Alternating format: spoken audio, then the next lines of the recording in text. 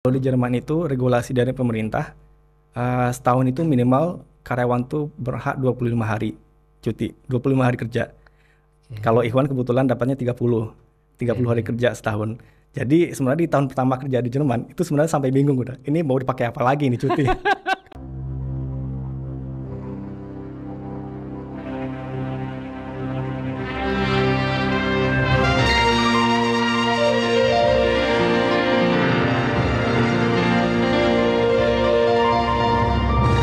Mau tanya orang awak, di siko tampeknya.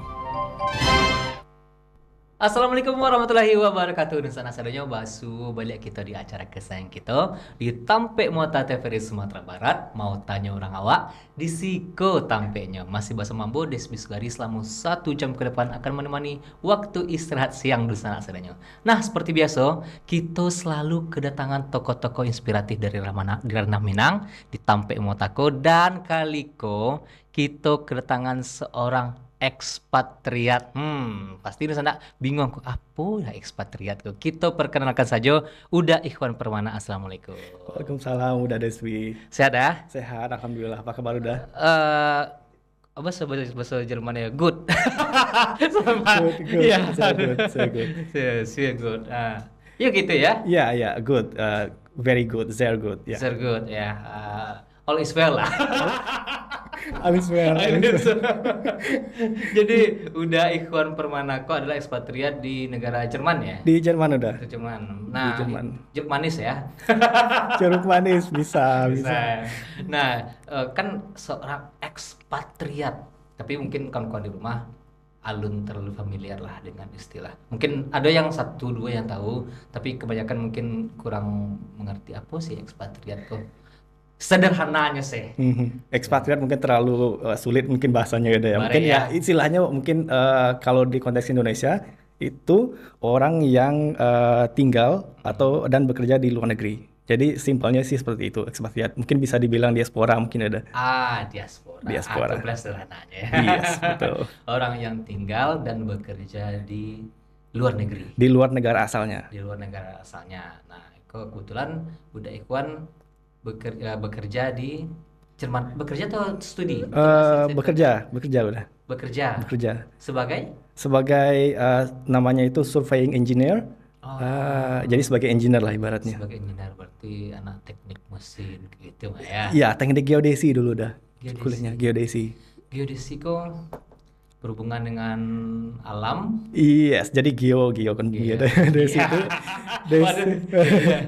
Jadi geodesi itu simpelnya itu ilmu bumi yang terkait dengan pengukuran bumi. Jadi mungkin bahasa simpelnya yang bikin peta, yang bikin Oh, geospasial, pengukuran bumi, GIS, mapping dan segala macamnya gitu dah. oke. Itu kerajo kau tibu dewa nak kerajo orang awak. Oh, Merawa. Jadi kerja Merawa. Iya, betul. Tapi loh, sebelum kita bahas yang perjalanan udah selama di Jerman ya, Mhm. mungkin awak pengen gali lah dulu. Mbak kok sampai perjalanan udah tiba-tiba jadi seorang ekspatriat di Jerman. Boleh Oke. ceritakan dari TK, Mbak. Waduh, dari lahir. Ya, siap dah. Mungkin perjalanannya agak mungkin agak panjang dah Pak ya dah. Jadi emang sebenarnya dulu tuh emang sudah punya keinginan kuat udah untuk merasakan tinggal di luar negeri. Itu dari beberapa tahun yang lalu lah. Dan puncaknya itu di sekitar tahun 2016 itu kerja di suatu perusahaan dengan rutinitas yang agak monoton. Jadi sempat kepikiran nih, waduh, kita ingin mengeksplor dan meningkatkan diri sendiri. Jadi dulu kepikiran itu sebenarnya emang pengen lanjut kuliah ke luar negeri Oke. tahun 2016. Dan itu dalam 2 tahun itu udah apa ya, udah melakukan segala macam. Maksudnya kayak udah nyari-nyari beasiswa, nyari segala macam, dan emang dulu sempat beberapa diterima di beberapa universitas. Cuman emang apa ya? Jadi untuk beasiswa itu belum dapat gitu, belum ada rezeki. Jadi sempat mimpinya sempat sempat tertunda Tertunda, dulu, ya. sempat tertunda. Dan baru di tahun 2020-an itu baru bangkit lagi. Jadi setelah menikah dan kebetulan menikah dengan orang yang tepat dan Sih. kita kenapa Sevisi lah ya. iya kenapa saya sebut orang yang tepat karena kita punya satu visi, kita udah kerja dua-duanya sebenarnya di Jakarta tapi kita pengen sesuatu yang lebih nih, kita dan sama-sama punya mimpi pengen merasakan hidup di luar negeri minimal kuliah lah. Siap. Dan itu di tahun 2021 itu kita udah mulai progres, udah nyari-nyari beasiswa lagi dan emang cuman ada satu kendala udah. Jadi istri saya itu bisa dulu nyari beasiswa langsung jadi kuliah karena udah bisa gitu, udah bisa dan dia dapat beasiswa itu di akhir tahun 2021. Tapi sedangkan di saya jalannya agak berliku nih. Ya. Soalnya mungkin dari segi apa ya, bisa dibilang itu belum dapat izin untuk kuliah. Dari perusahaan lah istilahnya, dari perusahaan belum dapat izin untuk kuliah karena harus menunggu beberapa lama lah. Sedangkan istri sudah dapat beasiswa. Oke. Nah, jadi waktu itu jalannya adalah ya udah daripada nyari kuliah, saya coba nge-apply nih ke perusahaan luar negeri. Siap. Ya mungkin dengan berbekal pengalaman yang udah cukup ya udah saya coba-coba nge-apply. Dan sebenarnya itu nge-apply bukan hanya di Jerman. Jadi di beberapa negara Eropa nge-apply. Tapi kebetulan dapatnya memang Jerman, satu negara dengan beasiswa yang didapat oleh istri. Jadi kebetulan ini dah. Jadi istri berangkat beasiswa, pakai beasiswa dari Jerman, saya dapat kerja di Jerman. Jadi secara kebetulan kita di negara yang Sama-sama di sama. Jerman. Betul. Sama-sama lo provinsi lah sih. Bisa dibilang provinsi, tapi agak beda. Kalau saya kebetulan kerja di Berlin, di ibu kota. Kalau istri kuliah di Universitas Erfurt namanya, itu di ibu kota provinsi Turingen. Itu sekitar 2 jam naik kereta dari Berlin. Oh, Padang mungkin tinggi lah ya. Iya, bisa jadi. Cuman lumayan LDR-nya cuma 2 jam daripada LDR Padang Jakarta. Jakarta, Jerman. Jadi gitu secara garis besarnya udah. Oke, berarti perjalanan karirnya ke Mbak Ana berliku ya, ujung-ujungnya Samui Tibo. Alhamdulillah dipertemukan lagi di Eropa. Lagi. Iya, di Dan Jerman. kebetulan sama-sama di Jerman. Alhamdulillah, Nah, iya. itu kan seorang Indonesia dan seorang yang berasal dari asli mana? Asli Padang. Padang mana? Padang. Oke. Lahir Padang sampai SMA di Padang. Oke, kalau orang rumah?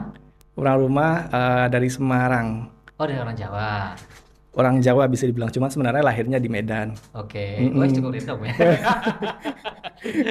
Oke, kan seorang orang Indonesia pergi ke sebuah negara luar negeri ya, di luar negeri itu tentunya bukan suatu cita-cita yang kecil ya, pastinya ya. Suatu keinginan sih untuk keluar kan suatu harus punya modal yang banyak, nggak dari segi finansial saya, cuma dari segi keilmuan ya, dari segi skill bahasa segala macamnya, dari segi cultural shock ya, shock culture-nya lah. Kan ada banyak hal itu. Berarti udah sebelum pergi ke situ bareng sama istri itu, Allah mempersiapkan banyak hal lah bersih. Sudah. Dan kita sebenarnya sudah siap kehilangan comfort zone kita. Jadi kalau bisa dibilang udah, kalau boleh curhat. Boleh. Rasa Mama Dede ya, Pak. Jadi sebenarnya kalau kita pas hidup di Jakarta itu bisa dibilang kita udah settle. Jadi udah saya udah kerja di perusahaan yang settle, istri sudah kerja di salah satu perusahaan BUMN, kita sudah punya rumah di Jakarta, apartemen, dan itu sebenarnya kita udah nggak ada tanggungan. Maksudnya bisa dibilang kita udah nyaman gitu, udah nyaman di atas rata-rata mungkin hidup orang Jakarta udah ya. Dan untuk memutuskan sesuatu pindah ke luar negeri kan kita harus merelakan semua yang kita miliki ini udah. Dan itu sebenarnya bukan sesuatu yang mudah di decide itu kan udah ya. Dan itu emang satu yang betul yang udah bilang tadi, itu kita pertama harus punya keinginan yang kuat dulu. Dan itu saya setuju banget. Karena banyak hal yang harus dilepas untuk mencapai hal yang saya dapat sekarang ini sebenarnya. Betul. Nah, itu dengan segala tak hanya modal tapi juga keberanian lah ya, keberanian betul. Untuk meninggalkan comfort zone. Padahal beberapa orang mungkin ya udahlah di comfort zone, mengambil kepikiran yang lebih tinggi kan. Atau di situ udah nyaman, makan sehari-hari udah aman. Kalau misalnya untuk keluarga pun Allah cukup ya, sudah bisa ngasih orang tua, sudah bisa untuk diri sendiri. Kalau misalnya bikin sebuah rumah tangga aku lah Allah sangat-sangat oke gitu kan. Tapi seorang udah ikhwan pengen lebih lagi ya. Emang apa sih yang dicapai itu? Ya mungkin tadi balik lagi dari mimpi-mimpi tadi udah. Karena kan kita hidup cuma sekali, mungkin mikirnya itu ya. Kita hidup cuma sekali dan mumpung masih muda, kita pengen nih merasakan mengeksplor negara lain, maksudnya ya terutama di Eropa sih tadinya. Dan kita pengen merasakan tinggal gimana sih cara orang sana hidup, gimana sih caranya mereka ya bekerja gitu-gitu. Dan ya berangkat dari situ sih sebenarnya, dan berangkat dari penasaran mungkin ya. Dan itu tadi ya, kalau nggak sekarang kapan lagi? Oke. Karena mungkin kalau udah semakin tua kan mungkin chance-nya lagi Lebih lebih sempit menipis ya. gitu Iya. ya. Betul. Oh berarti udah Pak I sama istri itu ya kan menikah tahun berapa? Oh, nikah 2018. Lupa balik. Oh sama tuh. Waduh, kamu nikah jangan-jangan. Sama kok awal. Itu di umur berapa sih? Kayaknya cukup muda. Awak kelahiran 91. 91. Iya. Oke. Oke, masih cukup ya 25, 27, 27 lah pas nikah ya. Yes, 27. 27 nikah dan keluar negeri gitu ya, keluar negeri, dan di situ dengan ya pastinya budaya yang sangat-sangat berbeda. Apa sih yang terasa perbedaan dengan ya culture Meksiko dengan culture di Jerman lah terutama. Kalau perbedaan dari segi mungkin itu perspektif pribadi ya udah, mungkin orang punya pandangan yang beda-beda pastinya. Cuman kalau secara umumnya yang sangat berasa oleh Ikhwan itu di situ sangat terasa slow living ya udah. Jadi hidupnya santai. Jadi nggak tergesa-gesa gitu. Serius. Awak malah mikir mirip-mirip dengan Jepang lah. Oh. Jalan serba cepat kan. Kalau Jepang emang terkenal dengan working hektiknya yang sangat tinggi ya udah. Kalau di Jerman sih mungkin rata-rata negara Eropa sama. Contohnya udah di Jerman itu kayak semacam supermarket atau restoran itu jam 8 malam udah tutup. Serius. Hari Minggu itu tutup total. Cuman satu-satu yang buka. Karena itu emang mikirnya hari Minggu itu ya waktu buat liburan sama keluarga. Buat senang-senang sama keluarga itu, bukan mikirin kerja lagi gitu. Oke. Dan emang kenapa Iwan bilang tadi slow living, karena emang kayak budaya kerja di Jerman itu ada namanya itu Feierabend. Feierabend tuh kayak fire itu bebas, Abend itu sore atau malam. Yeah. Jadi kalau udah lewat jam kerja ya udah tutup laptop, udah bebas. Jadi nggak boleh lagi ganggu gitu. Seru sih. Ya, kalau awak sampai tengah malam, sampai jam 2 malam keraju juga. Ya itu yang sangat terasa sebenarnya. Jadi kayak hidup tuh santai gitu. Jadi ya nggak terlalu, maksudnya santai tapi produktif ya udah. Menurut awak bukan lebih ke santainya sih, lebih ke bagaimana cara menghargai diri sendiri kayaknya. Betul, mungkin lebih ke work life balance-nya terasa. Work life balance. Ya. Antara kita nih udah kerja dari seharian ya, dari pagi sampai sore. Malam saatnya waktu kita untuk keluarga, Betul. untuk beristirahat. Betul. Bahkan untuk era sekarang ya di Indonesia, jam waktu untuk keluarga itu makin menipis. Yang orang sekarang kan kerjanya apapun ya, kerja apapun, mau yang berusaha bahkan sekarang sampai ada konten kreator segala macamnya yang hidupnya bisa dibilang nyaris 24 jam ya, tidak ada waktu untuk beristirahat. Bahkan waktu tidur pun sekarang udah digeser ke jam pagi. Kadang malah tidur baru habis subuh jam 8, jam 7, jam 9 udah kerja lagi. Tapi di Jerman kayak gitu ya? Iya, kalau yang saya rasakan sih sejauh ini iya. Oke, ada peluang ke Jerman. Bisa dibicarakan nanti. Siap. Nah, kawan di rumah penasaran bagaimana sih kegiatan-kegiatan dari Uda Ikhwan selama menjadi ekspatriat di Jerman. Kita putarkan video berikut ini. Check it out.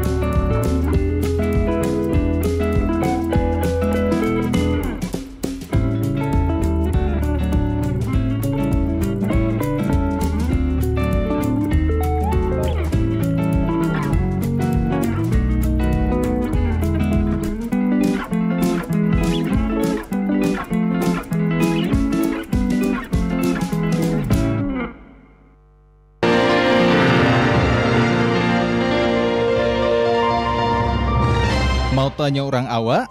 Di Siko Tampeknyo. Oke, itu tadi perjalanan udah Ikhwan selama di Jerman ya. Tapi yang terakhir kok cukup itu, Pak. Cukup. Oh. Yang mana tuh dah? Allianz Arena. Aduh. Itu kayaknya kalau ke Jerman kayak belum lengkap kalau ke situ ya. Betul, betul, betul. Jadi kalau orang cinta bola pasti ke Allianz Arena sih. Pastinya ke Munich ya. Iya.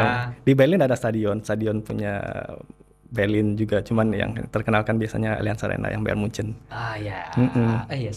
Ya Berlin ada juga ya. Berlin ada 2 klub yang terkenal sekarang kan udah SS Union sama Hertha Ya, Berlin. betul. Wah, jadi ngomongin bola gitu. Kayaknya lebih menarik ya. Tapi di situ emang masyarakat di situ apalagi yang udah ya ke sana ya. Pastinya walaupun nggak ngefans sama FC Bayern Munich ya, tapi pastinya kalau sudah sampai di sebuah negara Jerman, perginya ke Munich, pergi nonton Bayern Munchen gitu.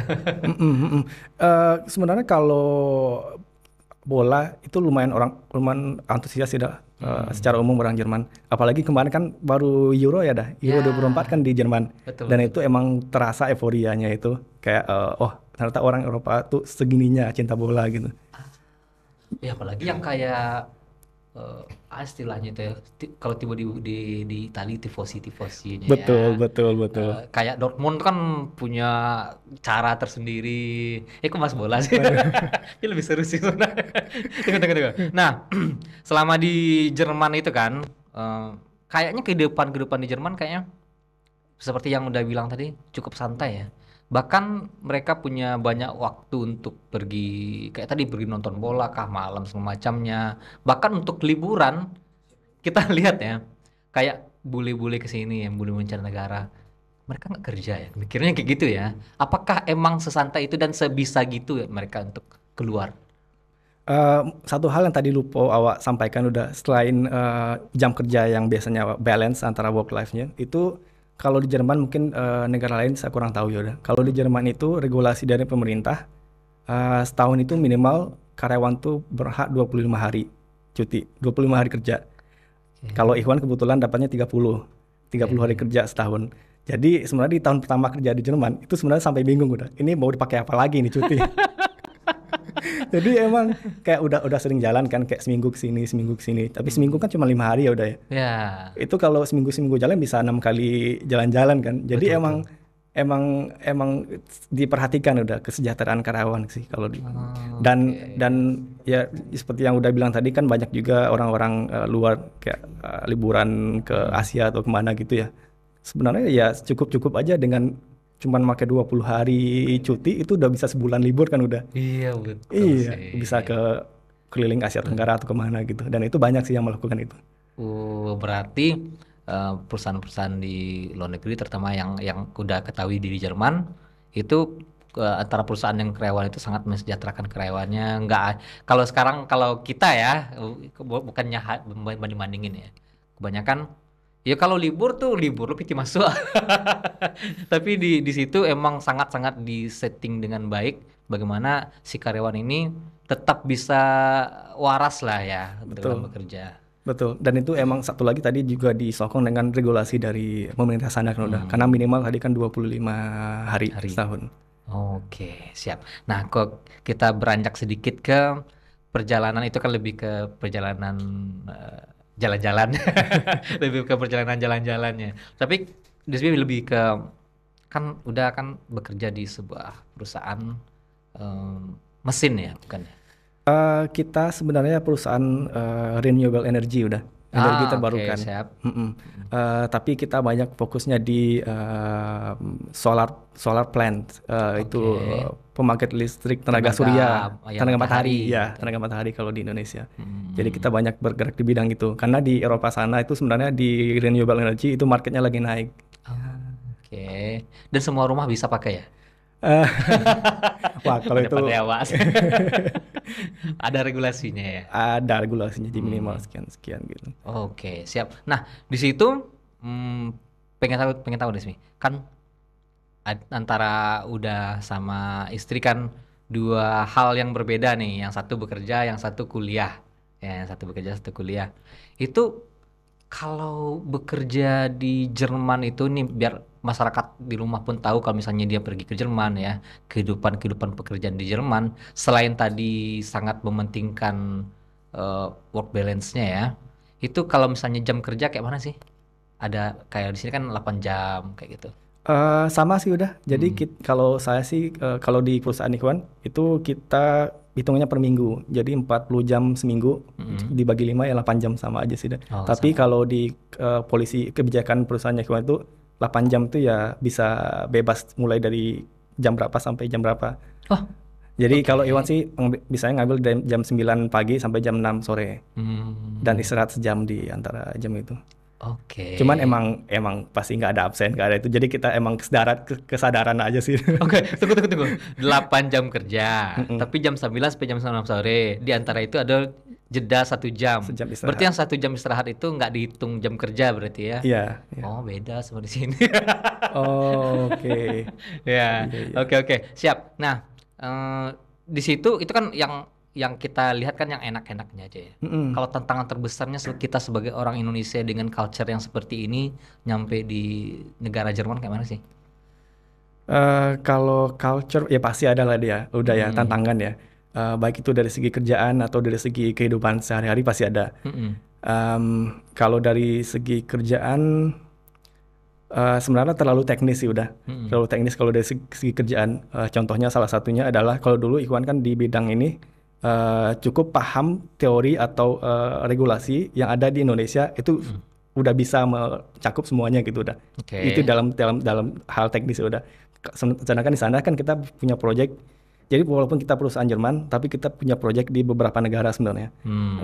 Dan karena kita punya project di negara berbeda, tentu aturan satu negara dengan negara lain Berbeda juga. beda Ya? juga. Jadi kita Iya. harus paham semuanya itu. Jadi itu tantangan cukup tinggi sih menurut Iwan Mm-mm. sejauh ini untuk masalah kerjaan. Tapi itu terlalu teknis, jadi mungkin Iya, nggak iya. terlalu signifikan, nggak terlalu relevan ya. Iya. Kalau untuk budaya sih mungkin nggak terlalu berpengaruh sih sama Iwan. Apalagi kalau di Berlin itu Berlin itu kan kotanya cukup internasional. Oke. Jadi sama kayak di Jakarta lah. Jadi sebenarnya banyak juga ekspat-ekspat atau orang luar atau imigran yang ada di Berlin yang bukan dari Jerman. Jadi sebenarnya kita juga nggak terlalu merasa sendiri Asing lah. lah ya. Nggak terlalu merasa asing di kota Berlin terutama. Mungkin kalau di kota-kota kecil di Jerman mungkin bakal kerasa. Cuman kalau di kota-kota besar harusnya nggak terlalu berpengaruh sih. Betul, apalagi untuk di negara di Jerman sendiri untuk di kota-kota besarnya banyak imigran-imigran juga ya. Betul, betul, Dari betul. Turki, dari Betul. negara-negara sebelah lah ya. Betul, jadi kayak misalnya kita sebagai orang Muslim, kalau di Berlin itu nggak kesusahan nyari makanan Masjid ya. halal, nyari masjid, Betul. nyari sesuatu yang kita bisa lakukan itu nggak susah gitu. Oh, berarti nggak terlalu tantangan lah ya untuk misalnya ya terutama kita sebagai orang Indonesia plus Muslim ya. Kan kalau misalnya di beberapa negara, wah susah cari makanan halal ya. Cari makanan halal ada tapi jauh gitu. Betul, betul. Nah, Kalau di Berlin bukan case-nya nggak kayak gitu, karena tadi hmm, jadi banyak imigran, terutama dari Turki, Turki, benar udah betul. tadi. Turki kan emang mayoritas imigran di Jerman dan di Berlin itu banyak sekali itu imigran dari Turki. Bahkan mereka udah lahir di sana gitu, walaupun darahnya masih Turki, cuman udah lahir Ya, di di Jerman. Jerman. Dan salah satu makanan terkenal di Jerman kan kebab udah. Oh iya betul. Saya juga punya saudara di situ. Oh gitu. Mesut Ozil. Oh, saudara saya juga itu. Oh berarti kita saudaraan. Ya itu kan keturunan Turki yang di Jerman juga ya, salah satu contoh ya. Betul. Oke. Berarti untuk secara culture kita nggak terlalu kentara ya, tidak terlalu. Maksudnya kita akan gampang settle dengan budaya di Jerman. Iya, Kita sebagai orang Indonesia. sejauh ini Iwan sih merasa kayak gitu. Jadi nggak terlalu merasa sendiri lah. Hmm. Dan plus sebenarnya orang Indonesia pun banyak di Jerman, terutama di Berlin. Jadi di restoran Indonesia itu ada beberapa juga di Berlin. Ada 2 juga yang terkenal itu. Jadi kalau kita lagi kangen makanan Indonesia, ya udah kita cuman pergi ke restoran Indo gitu buat ya untuk mengobati kerinduan makanan Indo lah. Walaupun nggak sama lah ya rasanya ya. Cuman agak beda rasanya. agak beda, agak di-adjust sama lidah orang Eropa. Cuman ya masih bisa mengobati lah. Oke, cukup melepas kerinduan lah ya. Betul. Oke, nah untuk di Jerman sendiri ya, apalagi dengan bahasa, ya, terutama bahasa. Kayak mana sih untuk di Jerman? Kan kita tahu ya untuk beberapa negara di Eropa, contohnya ya Prancis, itu mereka nggak terlalu familiar dengan nggak terlalu dengan bahasa Inggris. Kalau di Jerman sendiri gimana? Kan seorang apakah udah berbahasa Jerman dengan lancar atau gimana? Sama sih, udah sama dengan Prancis. Jerman itu masih menjunjung tinggi bahasa Jerman mereka, Mm-mm. dan bahasa sehari-hari ya saudara Jerman. Mm-mm. Kalau awak sendiri sih sebenarnya belum bisa ya bahasa Jerman, karena Mm-mm. di kerjaan di kantor itu full English. Oh. Jadi bahasa Jerman sih jarang dipakai. Cuman emang dalam 2 tahun sih udah belajar juga sudah awak bahasa Jerman, dan ya kalau basic-basic masih bisa lah ya. Jadi kayak kalau lagi di restoran atau lagi di kafe atau di manapun yang memerlukan bahasa Jerman sehari-hari itu masih bisa. Cuman kalau udah ke dokter atau kemana nggak. Kalau Udah mulai detail bahasanya, udah mulai bingung ya. itu udah mulai bingung. Cuman ya, lagi-lagi tadi dah, kalau tinggal di kota besar harusnya bahasa Inggrisnya masih kepake. Jadi orang masih paham. Ya sama kayak Indonesia lah udah. Kalau kita bahasa Inggris di Jakarta itu masih ngerti lah orang ya. Ngerti orang. Cuman kalau udah agak di kampung itu yang agak susah, kita harus adjust ke bahasa Jerman. Bahasa Jerman, wah, sulit nggak ya? Sulit. Nggak tahu. Sulit ya. Tantangannya apa yang di gitu ya? Eh, Iya, dan lebih ke terlalu banyak grammar sih udah. Oh, terlalu banyak grammar. Iya. Lebih ribet pada bahasa Inggris ya. Kalau menurut saya sih iya. Aturannya banyak soalnya. Aturannya banyak ya. Oke. Nah, ya seperti nama Abang sendiri kan nggak susah juga ya, dari nama Ikhwan. Waduh. Saya Wan. Ich liebe dich. Ich habe laptop. Wah, pintar udah bahasa Jerman udah. Tadi scroll LinkedIn. Waduh. Nah, kan perjalanan seorang bisa disebut diaspora juga ya. Diaspora. Nah, itu kita sebagai orang Indonesia yang di sana ya, kita kan udah sebagai statusnya kan masih WNI. WNI, Masih betul. WNI. Itu ada gimana sih? Ada harus lapor sekian. Kalau tiba di RT kan 1 kali 24 jam harus melapor.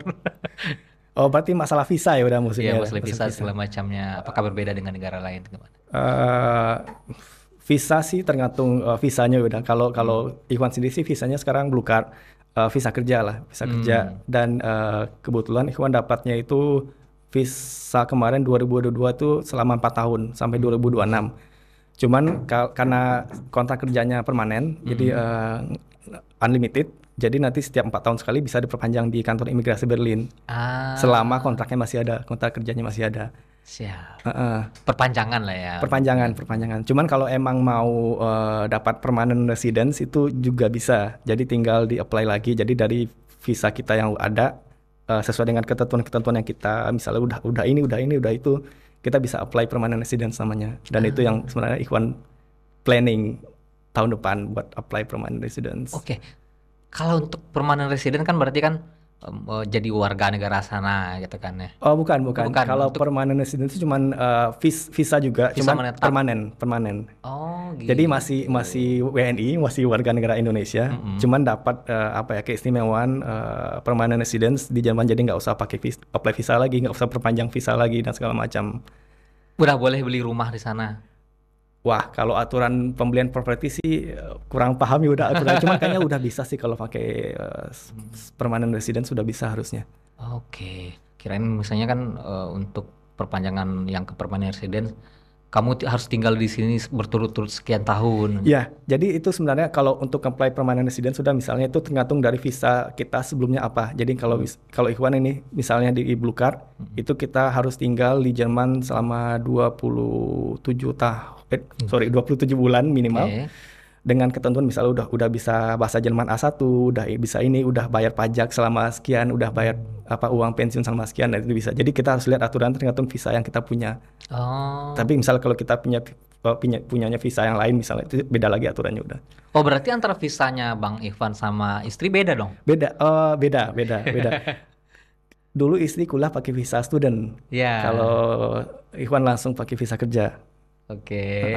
Kalau visa student mungkin ada juga beberapa keterbatasan yang dimiliki ya udah. Cuman Ikhwan nggak hafal sih bedanya apa. Oke, kalau Cuman misalnya- kalau visa student ya biasanya berakhir sampai masa studinya berakhir. Tapi kemarin emang si istri istri Ikhwan sebelum dia lulus itu visanya udah kita ganti. Jadi visa Oh, visa ikut keluarga jadinya. oke, Jadi ada bisa namanya gitu ya. visa family reunion visa, visa kumpul keluarga. Jadi visa dari visa student kita ganti jadi visa ikut visa suami. Ah, Jadi dia bisa lebih lama di Jerman. kayak itu satu kakak ya berarti. Ya, ya, ya, bisa dibilang seperti itu Iya. satu kakak. Nggak mungkin anaknya nyicil juga. Betul, betul, Nah, betul. berarti kayak kalau misalnya eh, di negara-negara lain ya, di negara lain kayak untuk visa student lah misalnya.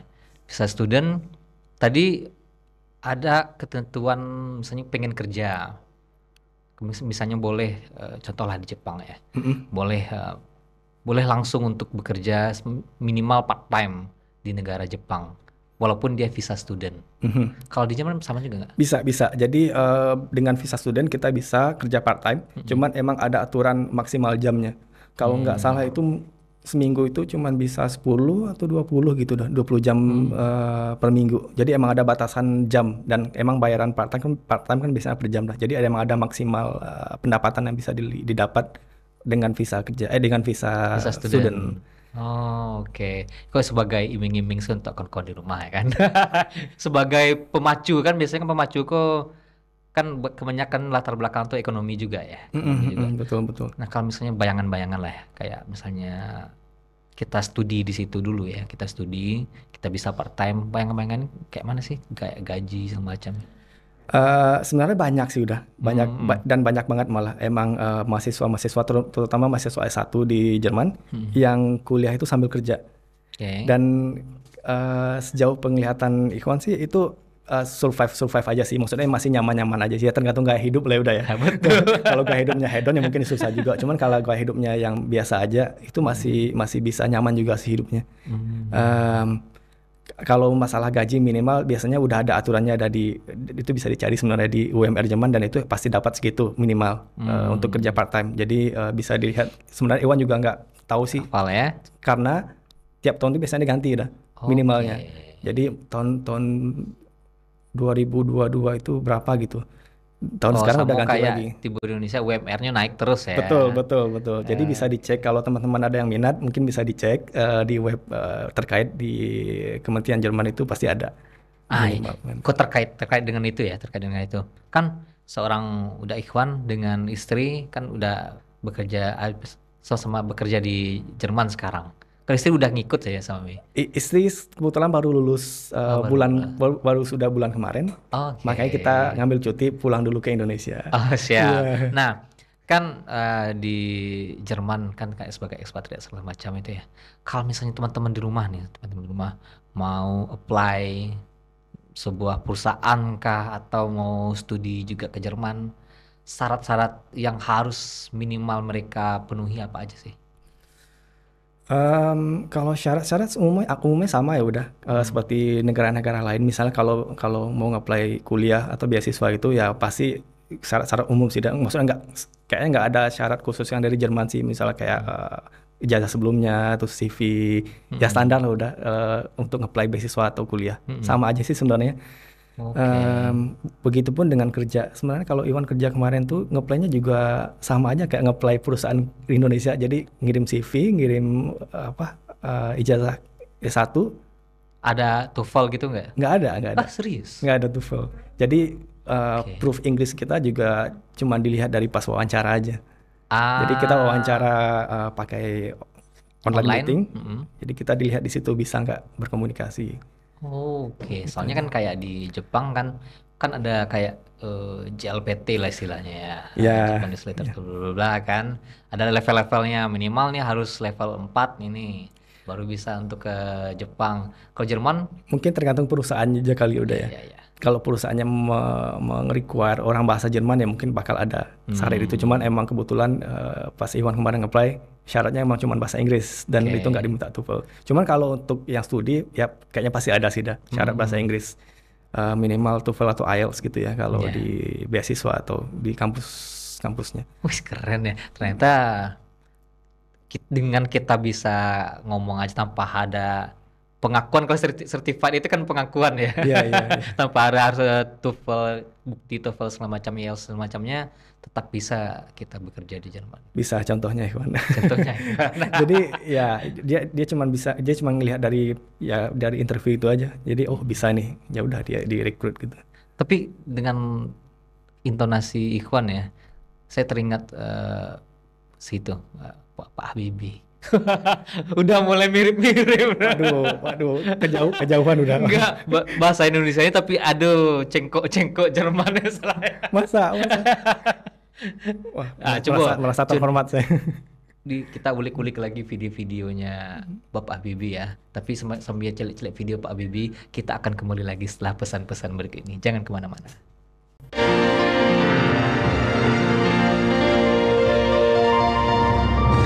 Mau tanya orang awak, di Siko tampeknya.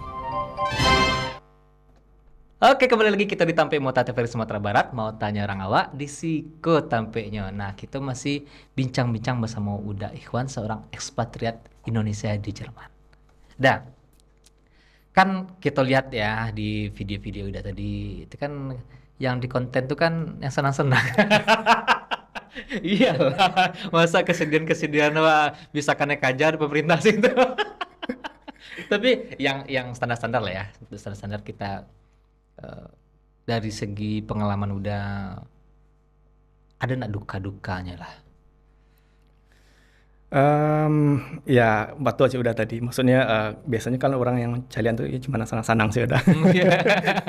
Kalau yang duka-dukanya pasti ada. Cuman emang sejujurnya 2 tahun ini sih kalau dukanya belum terlalu banyak sih. Cuman emang salah satu hal yang paling membuat kita agak susah di negeri orang kan nyari kawan ya udah. Maksudnya kalau di kampung kan kawan banyak. Maksudnya kalau ada masalah itu tinggal sebut kawan terus curhat-curhat dan segala macam. Kalau di Jerman tuh orangnya agak individualis kalau Iwan bisa bilang. Jadi untuk mendapatkan teman itu susahnya minta ampun. Serius. Makanya kebanyakan orang-orang diaspora atau student di Indonesia tuh kawan-kawannya ya orang-orang Indonesia. Nggak bisa kalau di Indonesia kan sangat mudah lah, awal sangat mudah. Bahkan bisa disebut di sebuah tempat makan kan, sebuah PK Mall kan, PK Mall, istri belanja. Masih sama istri belanja, apa nunggu kan? Apa nunggu kok bisa dikawan saya gampang, sangat gampang gitu. Betul. Tapi Jerman enggak, jadi orangnya memang agak individualis. Apalagi kalau tadi yang enggak bisa bahasa Jerman itu lebih susah lagi. Makanya kalau Iwan sih kenapa enggak terlalu terasakan kan udah berkeluarga. Jadi ada istri di situ yang menemani. Nah, itu kan kebayang kalau misalnya kayak student gitu kalau lagi sendiri gitu ya udah ya. Mungkin banyak homesicknya kali ya. Karena sendiri terus ya merasa kesepian gitu. Emang stres kadang-kadang kan udah kalau kita kesepian itu. Karena emang nyari teman nggak segampang itu di situ. Untuk masuk ke circle orang itu susah. Kalau Iwan sejujurnya itu sekarang temannya paling ya teman-teman Indonesia atau teman-teman kantor atau teman-teman yang dulu pernah ikut gabung belajar bahasa Jerman bareng-bareng dulu. Udah. Tapi juga kan kebutuhan kita untuk dapat teman asli situ pun kan nggak terlalu tinggi lah ya. Iya. Apalagi kan kerja dari pagi sampai sore, yang butuhnya kan teman kantor. Sampai rumah ketemu istri ya udah. Ya kalau dari pribadi Iwan kayak gitu. Cuman kalau dari kayak yang masih muda-muda gitu kan biasanya banyak suka beraktivitas dan segala macam. Sebenarnya masih bisa disiasati sih. Misalnya kayak kalau di Berlin misalnya itu kan banyak komunitas apapun banyak udah. Mau komunitas olahraga, mau komunitas macam-macam itu ada. Dan kalau orangnya bisa agak ekstrovert itu sebenarnya bisa aja menjalani itu. Cuman kalau orangnya agak introvert itu juga agak susah sih. Karena kayak kita nggak bisa kayak berdiam diri terus berharap kita punya teman itu nggak bakal terjadi. Nggak bakal terjadi. Kita harus aktif. Tidak segampang itu. Iya. Tapi kalau misalnya tantangan cuaca ada nggak sih? Wah. Kalau cuaca sih banyak yang bilang itu tantangan udah apalagi ada namanya winter blues ya, winter blues. Sejujurnya udah season favorit Ikhwan malah winter. Lah. Iya.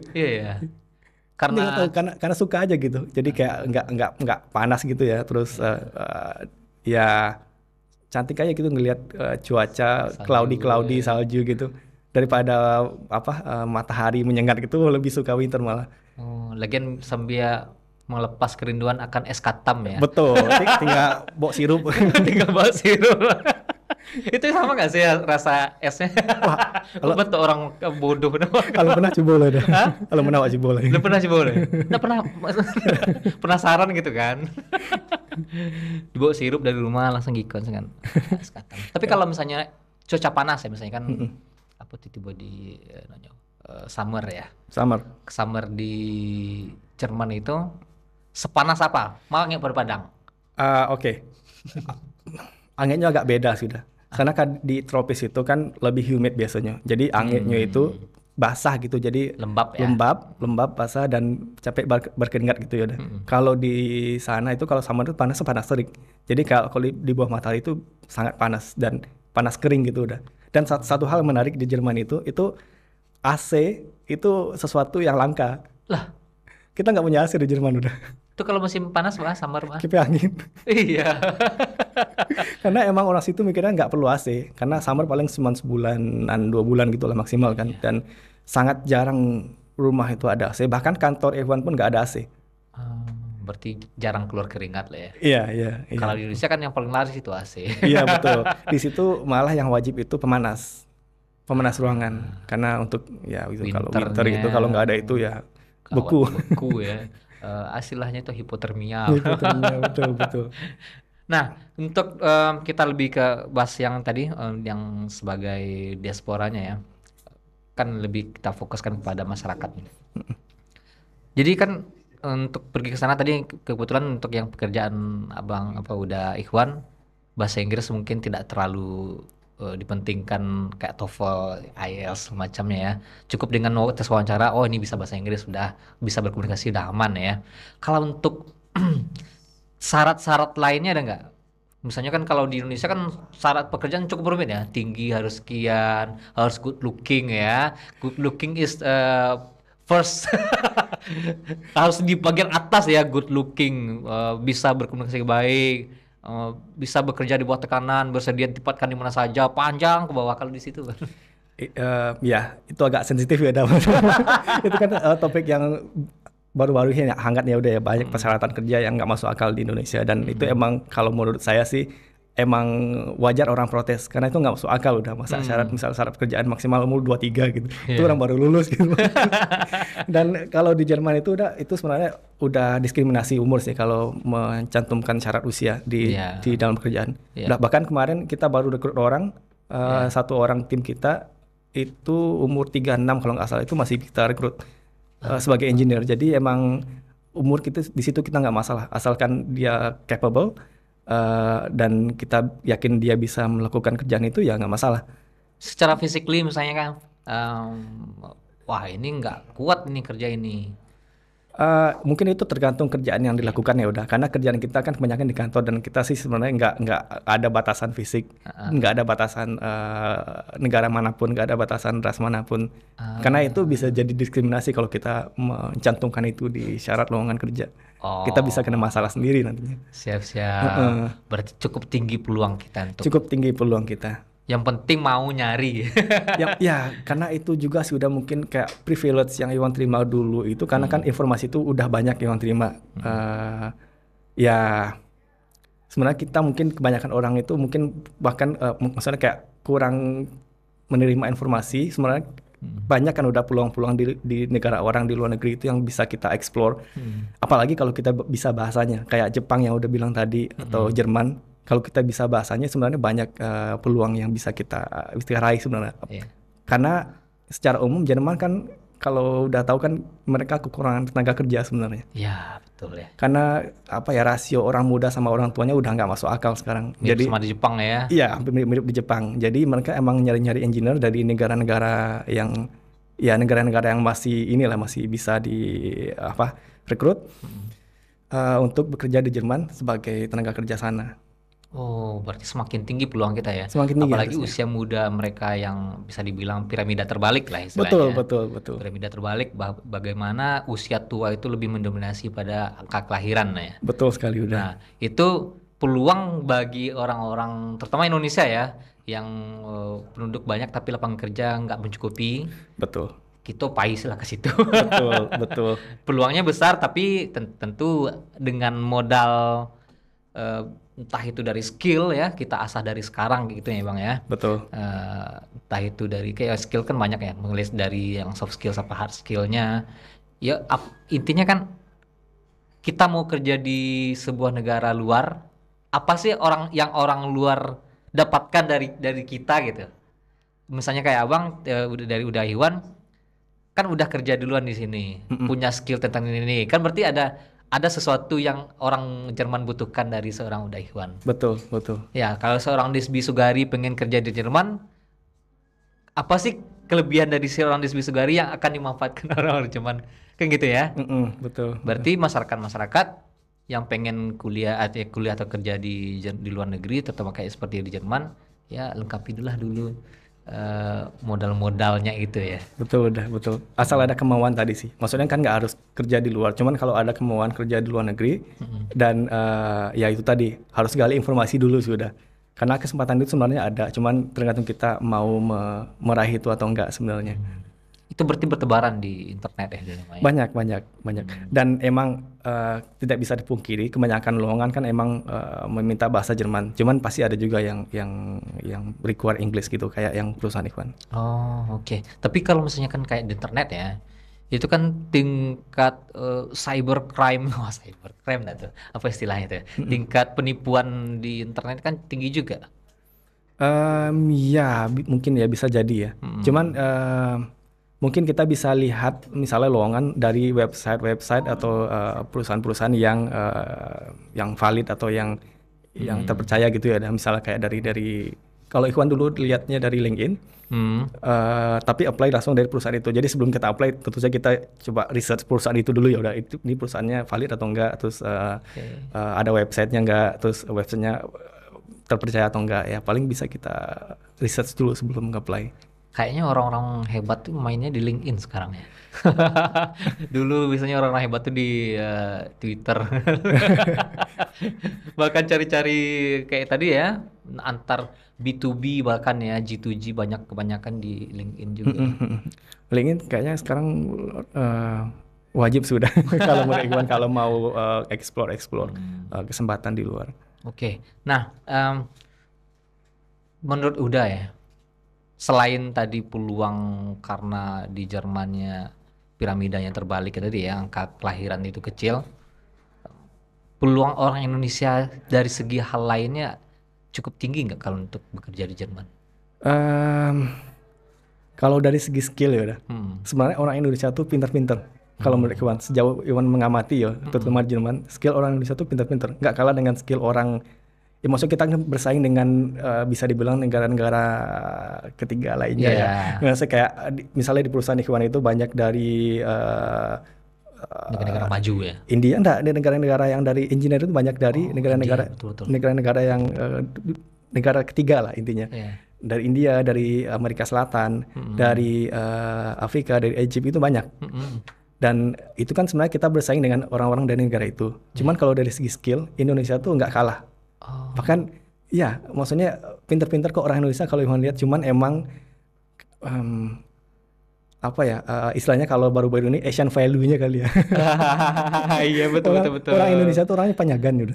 Penyagan, jadi kayak ini punya skill cuman nggak mau menyampaikan apa yang nggak mau pamer. Sementara orang-orang misalnya kayak bukan mengeneralisir tapi orang-orang India itu mereka ngomongnya itu pinter.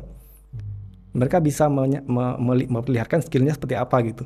Oke. Tapi orang Indonesia tuh lebih cenderung monggo gitu atau lebih memendam gitu. Duluan lah gitu. Oke, berarti karena Asian value-nya tadi ya, dengan budaya yang telah mendarah daging, mencela orang dulu, ya telah dulu. Budaya nggak enakan gitu. Budaya nggak enakan. Kamu mencela skill, kecek-kecek sombong. betul lebih kayak gitu. Padahal kalau di kita adu ya head to head masih menangan kita ya. Masih nggak kalah kita, masih bisa bersaing lah. Oke, itu bagi kawan-kawan di rumah ya, seorang Uda Ikhwan yang berasal dari Padang ini bisa kok bersaing dengan orang-orang di sini. Dan awak yakin di Sumatera Barat kok masih banyak ya hidden gem orang-orang hebat-hebat yang mungkin ya mereka baru kepengen tapi belum tahu caranya ya. Bisa nggak via udah? Bisa. Maksudnya kalau ada yang tanya-tanya gitu ya udah. Bisa. Ikhwan sih punya sosial media juga, walaupun nggak aktif, walaupun nggak terlalu sering ini ya, Upload sering ya? main gitu, tapi nggak upload. Instagram punya Apa Instagram dah? @ikhwan.permana gitu. Oh, Itu cuman nama panjang gitu aja. Oke, Ikhwan. Nanti bisa di-share. Siap. Ikhwannya IKH ya. IKHWAN Ikhwan. .permana. Permana. Itu DM sebulah ya. Boleh. Kalau ya. ada tanya-tanya atau kalau ada tanya-tanya tentang beasiswa kuliah, karena istri kan kebetulan award di beasiswa dari Jerman juga. Nanti bisa di forward pertanyaannya. Siap. Kalau apa namanya tuh? Untuk kedepannya apa rencana? Kedepannya sih, jadi kalau rencana jangka pendek udah yang seperti yang Iwan bilang tadi, tahun depan itu rencana mau apply permanent residence. Jadi pengen convert visa ini ke permanent residence supaya bisa nanti lanjut kuliah kalau mau.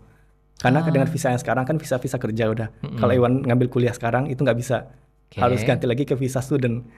Oke. Nah, jadi pengennya itu dari visa kerja ini apply ke permanent residence dulu, baru habis dapat permanent residence, itu kita bisa bebas nih, mau kerja, mau ngapain. Oh gitu. Iya, mau kuliah lagi, itu bisa. Tanpa harus ganti visa ya, ganti visa ke visa student lagi. Iya, betul. Karena kita udah punya permanent residence tadi, jadi kita udah punya kebebasan kalau mau kuliah. Dan kuliah di situ kan mayoritas gratis udah. Siap. Nah, terakhir. Kalau awak pengen udah bagi sebuah wejangan, balik kata-kata wejangannya, kuat untuk pemirsa di rumah, mungkin ya banyak konten di rumah yang pengen juga nih bekerja atau melanjutkan studi di luar negeri ya, terutama untuk kayak karena udah di Jerman. Boleh silakan udah. Tadi balik lagi sih udah, ya yang pertama itu tetap harus punya keinginan yang kuat, dan itu nggak penting kalau keinginan itu sebenarnya punya beberapa faktor lain. Misalnya saya punya beberapa teman yang kuliah di Korea karena misalnya suka K-pop gitu, dan itu menurut saya sah-sah aja. Saya punya teman-teman yang suka anime dan itu bisa berhasil di Jepang, dan itu salah satu faktor yang memotivasi mereka. Saya dulu pengen hidup di luar negeri, dan itu punya keinginan yang kuat untuk jalan-jalan di luar negeri, dan itu membuat saya di mana saya sekarang. Dan itu menurut saya sih salah satu hal yang paling penting, yaitu keinginan yang kuat. Karena dengan keinginan yang kuat, kita bakal berusaha sekuat tenaga untuk mewujudkan keinginan itu. Saya sangat suka dengan kata-kata udah sebenarnya yang di sini. Nggak ada cara mudah menuju sukses, dan itu sebenarnya betul. Karena kalau kita punya keinginan yang kuat, kita bakal menempuh cara yang nggak mudah itu untuk sukses. Siap. Danke. Danke Sean. Oke, terima kasih udah Ikhwan telah berbagi pengalamannya selama di Jerman ya, bentuk di negara-negara di luar negeri. Jadi kawan-kawan di sana di rumah yang pengen bekerja atau lanjutkan studi di luar negeri ya, tetap manfaatkan dulu ya skill-skill kita asah dulu di negara kita. Insya Allah apapun keinginan teman-teman, apapun hajat teman-teman pengen keluar negeri semacamnya akan terwujud dengan baik. Nah gitu. Oke, terima kasih Bang Iwan. Sama-sama makin sukses ya. Semoga tetap menginspirasi. Oke, di sana-sananya demikianlah bincang-bincang kita di podcast Tampe Mota. Saya Desbi Sugari dan kerabat tugas mohon undur diri. Assalamualaikum warahmatullahi wabarakatuh.